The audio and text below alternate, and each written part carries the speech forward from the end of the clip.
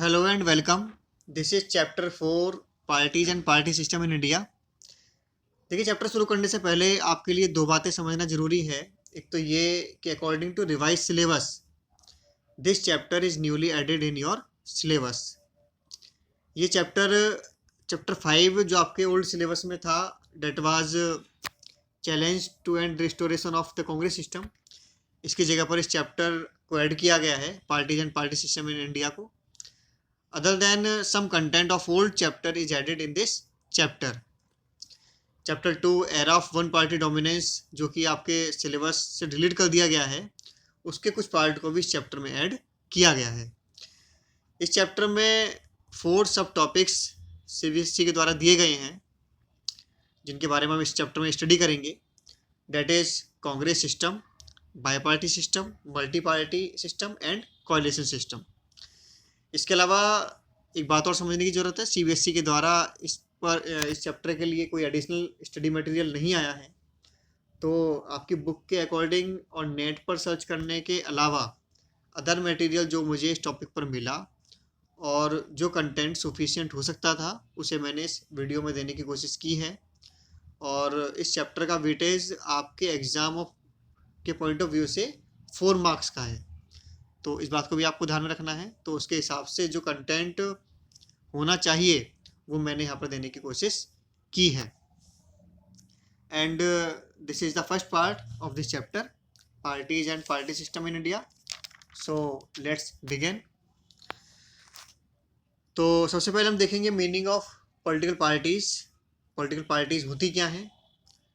A political parties is a group of people who come together to contest elections and hold power. देखिए, बहुत से ऐसे organisations हैं society में जो पॉलिटिकल फील्ड में सोशली वर्क करते हैं।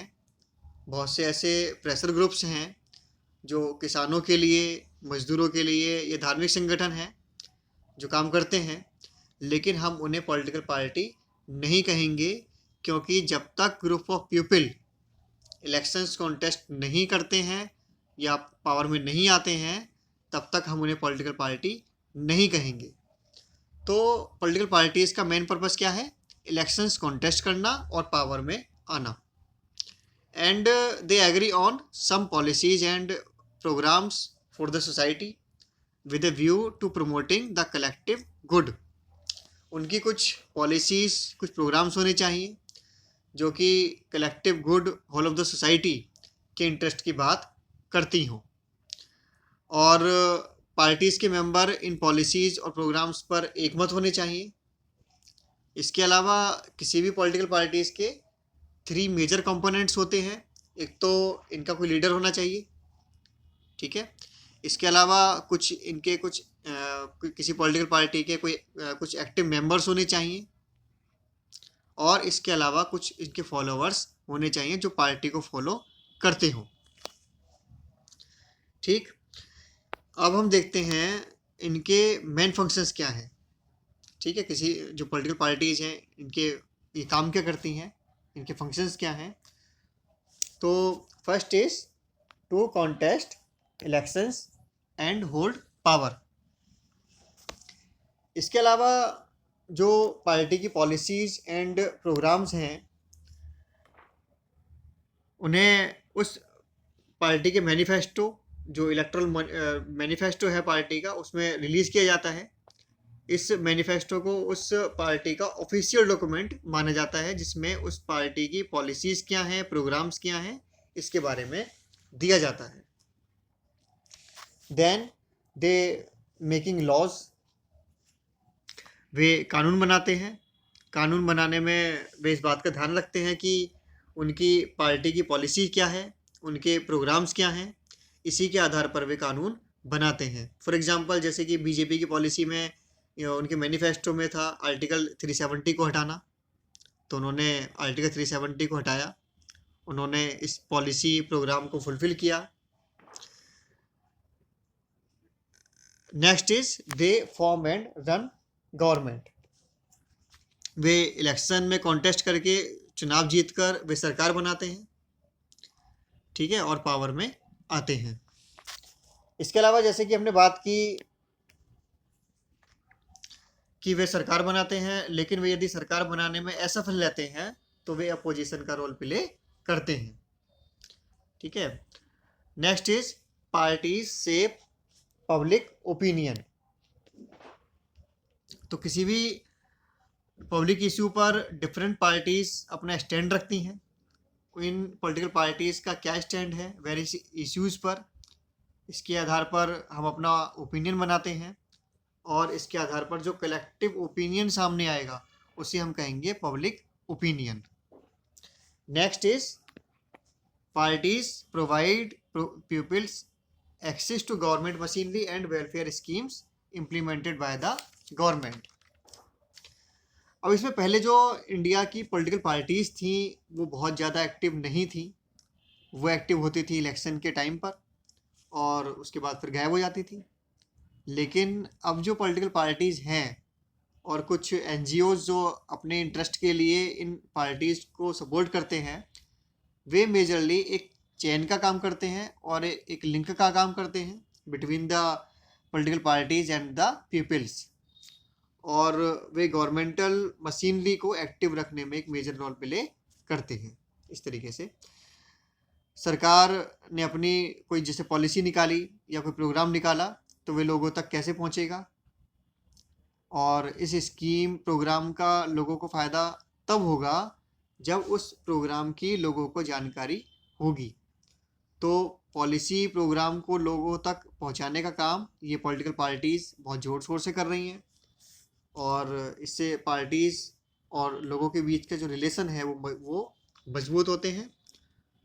तो ये थे functions of political parties. Next is party system in India.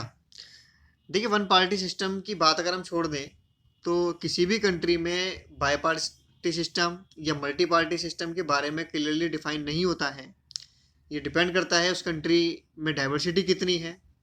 अगर किसी कंट्री में डाइवर्सिटी ऑफ ओपिनियन बहुत ज़्यादा है तो वहाँ definitely multi party system emerge होगा। और जैसा कि हमारी कंट्री में डाइवर्सिटी बहुत ज़्यादा है, ओपिनियन एंड इश्यूज़ बहुत ज़्यादा हैं, और जो हमारी इंटेलेक्चुअल डाइवर्सिटी है वो भी बहुत ज़्यादा है, तो ये मेजर कॉज रहे हैं जिससे कि इंडिया में मल्टी पार्टी सिस्टम इमर्ज हुआ। और इसके अलावा हम अपने यहाँ पार्टीज़ क्लासिफाइड करते हैं मेजरली 3 कैटेगरी में: national parties, state parties and regional level की पार्टीज़ में। और the status of parties is accorded by the election commission of India. तो किसी भी पार्टी को रिकॉग्निशन के लिए इलेक्शन कमीशन ऑफ इंडिया में रजिस्टर कराना पड़ता है। तो पॉलिटिकल पार्टीज भारत का कोई भी आम नागरिक फॉर्म कर सकता है। जैसे कि फॉर एग्जांपल आपने देखा अरविंद केजरीवाल ने अपनी आम आदमी पार्टी फॉर्म की और काफ़ी अच्छी सीटों से अपनी सरकार भी बनाई। इसके अलावा election commission of India her registered party को उसका यूनिक सिंबल भी देता है। जैसे कि कांग्रेस का जो सिंबल है वो है हाथ, हैंड। इसके अलावा बीजेपी का है लोटस, कमल का फूल, और आम आदमी पार्टी का है जो सिंबल वो है झाड़ू। अभी तक लेटेस्ट डाटा के अकॉर्डिंग जो टोटल रजिस्टर्ड पॉलिटिकल पार्टीज़ की संख्या है वो है 2598। इसमें 8 नेशनल पार्टीज़ हैं, 52 स्टेट पार्टी हैं और 2538 अनरिकॉग्नाइज्ड पार्टीज़ शामिल हैं। देखिए, किसी भी पार्टी को नेशनल पार्टी के रिकॉग्निशन के लिए जो कंडीशंस हैं, जो क्वालिफिकेशंस चाहिए वो यहाँ पर दी गई हैं। जो 3 कंडीशंस यहाँ पर दी गई हैं, अगर कोई भी पार्टी इसमें से एक कंडीशन को भी फुलफिल करती है तो उसे नेशनल लेवल की पार्टी का दर्जा दिया जा सकता है by the election commission of India. तो जो कि फर्स्ट कंडीशन क्या है? First condition is minimum of 2% of seats in the Lok Sabha from the at least 3 different states. अगर 2% सीट्स हम टोटल लोकसभा की निकालें तो अगर 11 सीट्स अगर किसी पार्टी को लोकसभा इलेक्शन में मिलती हैं फ्रॉम डिफरेंट स्टेट्स, मतलब ऐसा नहीं है कि किसी पार्टी को अगर सिर्फ यूपी से ही 11 सीट मिल गई तो उसको नेशनल पार्टी का दर्जा मिल जाएगा। किसी भी पार्टी को अगर कम से कम 3 डिफरेंट स्टेट्स से अगर कम से कम 11 सीटें उसको मिलती हैं तो उसे इलेक्शन कमीशन ऑफ इंडिया के द्वारा नेशनल पार्टी के रूप में रिकॉग्निशन दिया जा सकता है। इसके अलावा next condition is in general election the party must manage to win 6% of vote. अगर किसी पार्टी को किसी जनरल इलेक्शन में 6% वोट्स अगर मिलती हैं, देखिए सीट्स एंड वोट्स में अंतर है। अगर आपने 11th क्लास में FPTP सिस्टम के बारे में पढ़ा है तो सीट्स का मतलब है कि टोटल लोकसभा की सीट्स में से 2% सीट्स मिलनी चाहिए, और वोट्स का मतलब है कि जितने भी टोटल वैलिड वोट्स पड़े हैं इलेक्शन में उनका 6%, ठीक है, जो वैलिड वोट पड़े हैं उसका 6%, और 6% वोट्स के अलावा उसे एटलीस्ट 4 लोकसभा सीट्स भी उसने जीती हों, 6% वोट्स उसको मिले हों, इसके अलावा 4 लोकसभा की सीटें भी उसने जीती हों, तो उसे नेशनल लेवल की पार्टी का दर्जा दिया जा सकता है। नेक्स्ट जो थर्ड कंडीशन है वो क्या है,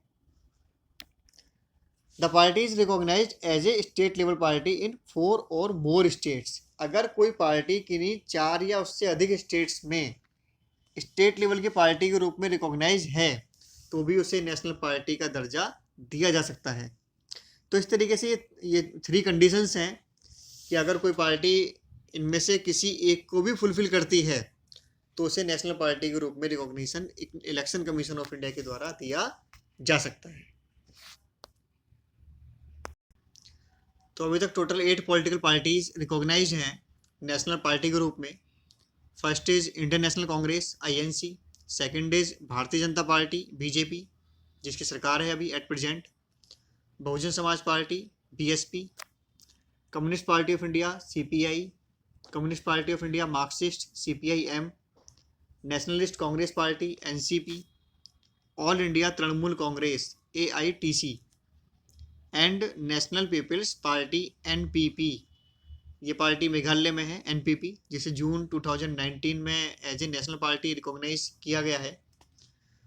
तो इनमें आपको पार्टी का नाम देकर पूछा जा सकता है कि ये नेशनल पार्टी है या स्टेट पार्टी, या आपसे 1 मार्क वाले क्वेश्चन में पूछा जा सकता है नेशनल पार्टी के रिकॉग्निशन के लिए क्या कंडीशंस चाहिए, या स्टेट पार्टी के रिकॉग्निशन के लिए क्या कंडीशंस चाहिए, या आपसे 4 मार्क्स में पूछा जा सकता है। तो इस तरह आप खुद को प्रिपेयर रखिए। तो ये नेशनल पॉलिटिकल पार्टीज़ हैं जिनके बारे में अक्सर एग्ज़ाम में क्वेश्चन पूछा जाता है। तो आप इन पार्टीज़ की पॉलिसीज़ प्रोग्राम्स को ब्रीफ में देख लें। आप इनकी वेबसाइट पर जाकर भी इनके बारे में डिटेल में समझ सकते हैं। तो फर्स्ट इज अब थोड़ा डिटेल में देखते हैं इन पार्टीज़ के बारे में। First is Indian national Congress. Indian national Congress सबसे ओल्डेस्ट पार्टी है। 1985 में A.O. ह्यूम जो कि ब्रिटिशर्स थे उनके द्वारा इसे फॉर्म किया गया था, और कई बार इसका स्प्लिट हो चुका है। Next is Bharatiya Janata party BJP, ये इसका लोगो है, आप सभी जानते हैं। Parent party of BJP is Jansangh.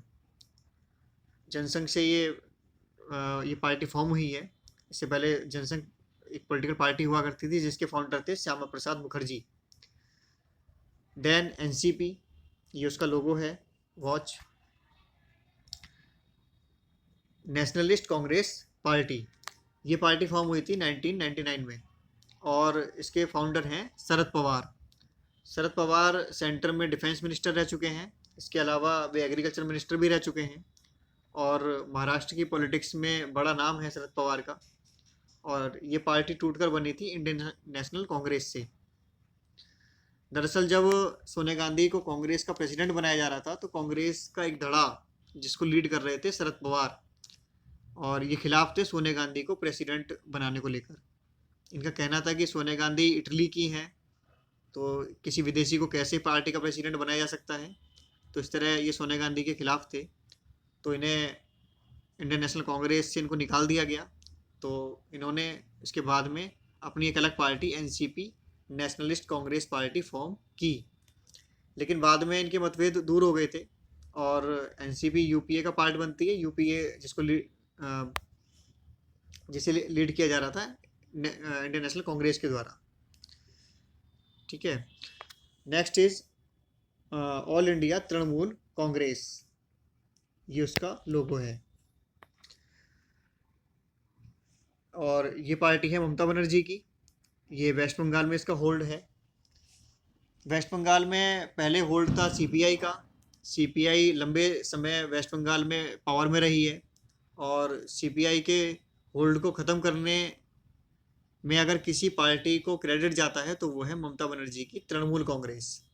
Mamata Banerjee भी पहले कांग्रेस में ही थी और ये भी कांग्रेस से ही निकली हैं और कांग्रेस से निकलकर इन्होंने अपनी पार्टी फॉर्म की तृणमूल कांग्रेस। और इन्होंने वेस्ट बंगाल में सीपीआई को चैलेंज किया, कम्युनिस्ट पार्टी ऑफ इंडिया को। 2011 में इन्होंने अपनी सरकार बनाई वेस्ट बंगाल में और अभी इनका सेकंड टर्म है वेस्ट बंगाल में as a chief minister of West Bengal. Next is CPI. CPI की फाउंडेशन डेट में थोड़ा कन्फ्यूज़न है, लेकिन जो सीपीआई की ऑफिशियल वेबसाइट है उसमें 1925 फाउंडिंग ईयर दिया गया है और 1964 में इस पार्टी का ब्रेक होता है ड्यू टू आइडियोलॉजिकल डिफरेंसेस।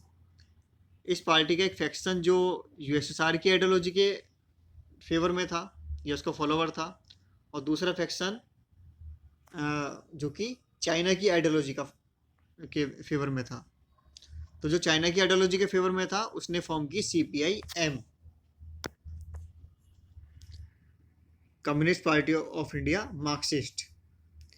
इसके अलावा बाद में इसमें भी सीपीआई एम में भी टूट हो जाती है और इससे अलग होकर बनती है सीपीआई एम एन। लेकिन सीपीआई एम एन एक नेशनलिस्ट पार्टी नहीं है, एक नेशनल लेवल की पार्टी नहीं है। Okay, next is Bahujan Samaj party BSP. इसको फॉर्म किया था काशीराम ने 1984 में। इनका ये मानना था कि शेड्यूल कास्ट, शेड्यूल ट्राइब्स और अदर बैकवर्ड क्लासेस ओबीसी अगर आपस में मिल जाएं तो ये माइनॉरिटी नहीं, ये मेजॉरिटी हैं, ये बन जाएंगे। और इसी विचार के साथ में काशीराम ने ये पार्टी 1984 में फॉर्म की थी। अभी प्रेजेंट में जो पार्टी का जो चेहरा है आप सभी जानते हैं वो है मायावती। और next is National Peoples Party. इसका लोगो क्या है, ये book. This party is from Meghalaya, ये मेघालय से है। इस पार्टी के फाउंडर हैं पीए संगमा। और जैसे कि हमने बात की कि एनसीपी फॉर्म हुई थी 1999 में शरद पवार के द्वारा, जिन्होंने कांग्रेस से निकलकर ये पार्टी फॉर्म की थी एनसीपी। तो पीए संगमा पहले एनसीपी में थी और पीए संगमा ने एनसीपी छोड़ी है 2002 में। और लास्ट ईयर 2019 में इस पार्टी ने नेशनल पार्टी का दर्जा ले लिया है। और तो इस तरीके से ये था नेशनल पॉलिटिकल पार्टीज़ के बारे में, इंडिया की नेशनल पॉलिटिकल जो पार्टीज़ हैं उनके बारे में ये था। इसके अलावा स्टेट पार्टीज़ जिनकी संख्या 52 है और स्टेट पार्टी का दर्जा हासिल करने के लिए यहाँ 3 कंडीशंस दी गई हैं। इन 3 कंडीशंस में से कोई भी एक कंडीशन फुलफिल होनी चाहिए। तो first is at least 3 seats और 3% of the seats in the state legislative assembly. State legislative assembly के इलेक्शंस में कम से कम 3 सीट्स या फिर 3% सीट्स उनको मिलनी चाहिए। 3% इसलिए कहा गया है क्योंकि बहुत सी लेजिस्लेटिव असेंबलीज में मेंबर्स की जो संख्या है वो बहुत कम है। तो इस तरीके से या तो 3 सीट्स या फिर 3% सीट उनको मिलनी चाहिए। Next condition is at least 6% of the total votes and also win 1 Lok Sabha and 2 assembly seats. ये जनरल इलेक्शंस की बात हो रही है, इसमें पार्टी को इतना अचीव करना है स्टेट पार्टी के रिकॉग्निशन के लिए। Next is at least 8% of total vote cast in the entire state. तो अगर पहली वाली जो दो कंडीशंस की जिनकी हमने बात की अगर वो फुलफिल नहीं हो रही हैं तो ये आ, किसी भी पार्टी को जो लोकसभा के जो इलेक्शंस हैं या फिर जनरल या फिर असेंबली के जो इलेक्शंस हैं, स्टेट लेजिस्लेटिव असेंबली के इलेक्शन में किसी में भी अगर उनको 8% ऑफ टोटल वोट्स अगर मिलते हैं तो उस पार्टी को स्टेट पार्टी का दर्जा दिया जा सकता है। तो अब हम डिस्कस करते हैं स्टेट पार्टीज़ के बारे में। देखिए सभी पार्टी जो स्टेट पार्टी है उनके बारे में सभी के बारे में जो 52 की हमने बात की सबके बारे में तो यहाँ पर डिस्कस करना पॉसिबल नहीं है, लेकिन कुछ कुछ जो मेन जो स्टेट पार्टीज़ हैं उनके बारे में हम डिस्कस करते हैं यहाँ पर। इसके अलावा अदर जो पार्टीज़ हैं कम से कम उनके जो सिंबल्स हैं और किस स्टेट में वो एक्टिव हैं तो इसके बारे में आप देख लीजिएगा ज़रूर नेट पर। तो फर्स्ट इज आम आदमी पार्टी, आप इसको शॉर्ट में बोला जाता है, सभी जानते हैं आप इसके बारे में। ये अरविंद केजरीवाल की पार्टी है और ये पार्टी अन्ना हजारे के मूवमेंट के बाद इमर्ज हुई है। जो anti corruption movement Anna Hazare के द्वारा चलाया गया था उससे इस पार्टी का जन्म होता है। इन्होंने दिल्ली में अपनी सरकार बनाई है, इस टाइम अरविंद केजरीवाल की आम आदमी पार्टी की सरकार है दिल्ली में। इसके अलावा इसके जो फॉलोवर्स हैं वो जो पंजाब में भी हैं। और next is AIADMK, all India Anna Dravida Munnetra Kazhagam. ये पार्टी तमिलनाडु की पार्टी है, जयललिता इसकी फाउंडर थी। इन्होंने एक बड़ा रोल प्ले किया है नेशनल पॉलिटिक्स में भी। नेक्स्ट इज AIFB, ये वेस्ट बंगाल की पार्टी है। इसके अलावा नेक्स्ट इज AIMIM, इसका होल्ड तेलंगाना में है। Next is Assam Gana Parishad AGP, Assam Gana Parishad का जन्म भी जो है मूवमेंट के द्वारा हुआ है। असम में जो स्टूडेंट यूनियन थी, ऑल असम स्टूडेंट यूनियन आसू जिसको शॉर्ट में बोला जाता था, उससे इस पार्टी का जन्म होता है और बहुत से इलेक्शंस इन्होंने जीते हैं, अपनी सरकार इन्होंने कई बार बनाई है। Next is Biju Janata Dal BJD, ये उड़ीसा की पार्टी है और बीजू पटनायक इसके लीडर थे। प्रेजेंट में इसके लीडर नवीन पटनायक हैं। DMK द्रविड़ मुन्नेड़ कगजम, ये पार्टी तमिलनाडु की है, इसके लीडर थे करुणानिधि। तो DMK और AIADMK मेजर पार्टी रही हैं तमिलनाडु में। इसके अलावा इंडियन नेशनल लोकदल, इनका होल्ड है हरियाणा में और इसके जो लीडर हैं वो हैं Om Prakash Chautala. Next is Jammu Kashmir national conference, ये जम्मू कश्मीर की में है ये पार्टी। इसके लीडर जो है वो है उमर अब्दुल्ला। जनता दल यूनाइटेड JDU, इसका होल्ड है बिहार में और इसके लीडर हैं नीतीश कुमार। ये अभी आपने न्यूज़ में देखा होगा, ये अभी फिर से जो है CM बने हैं बिहार के। नेक्स्ट इज झारखंड मुक्ति मोर्चा, ये झारखंड में है, इसके लीडर कौन है आप मुझे बताइए कमेंट बॉक्स में, कमेंट सेक्शन में कमेंट करके। और नेक्स्ट इज महाराष्ट्र नवनिर्माण सेना, ये पार्टी महाराष्ट्र में है, इसके लीडर का भी नाम आप मुझे बताइए कमेंट बॉक्स में, आप सर्च करिए नेट पर। और नेक्स्ट इज राष्ट्रीय जनता दल RJD, इसका होल्ड बिहार और झारखंड में है। ये बहुत फेमस पार्टी है, इसके लीडर का नाम बहुत फेमस है, बताइए आप मुझे क्या है इस पार्टी के जो लीडर हैं उनका नाम क्या है कमेंट करके। Next is Samajwadi party SP, Akhilesh Yadav की पार्टी है ये, मुलायम सिंह इसके फाउंडर हैं और इसका होल्ड जैसे कि आप जानते हैं उत्तर प्रदेश में है। तो इसके अलावा और भी बहुत सी स्टेट पार्टीज़ हैं जिनके बारे में आप नेट पर सर्च कर सकते हैं, तो करिए उनको। और मेरा सुझाव है कि आप एटलीस्ट उन पार्टी के जो सिंबल्स हैं और स्टेट जिनमें वो एक्टिव हैं उनको ज़रूर देख लीजिए, एग्ज़ाम में 1 मार्क में ये पूछा जा सकता है। तो इस वीडियो में इतना ही। जो आपके सिलेबस के अकॉर्डिंग होना चाहिए था वो मैंने आपको यहाँ पर देने की कोशिश की है। तो जैसा कि आपका सिलेबस जो रिवाइज़ हुआ है उसमें जो आपका सेकंड चैप्टर था in the previous syllabus, era of one party dominance, जिसे इस चैप्टर में चैप्टर 5 में इसमें मर्ज किया गया है। तो नेक्स्ट पार्ट में हम era of one party dominance, जिसमें कांग्रेस के बारे में है, इसके बारे में हम डिस्कस करेंगे नेक्स्ट पार्ट में।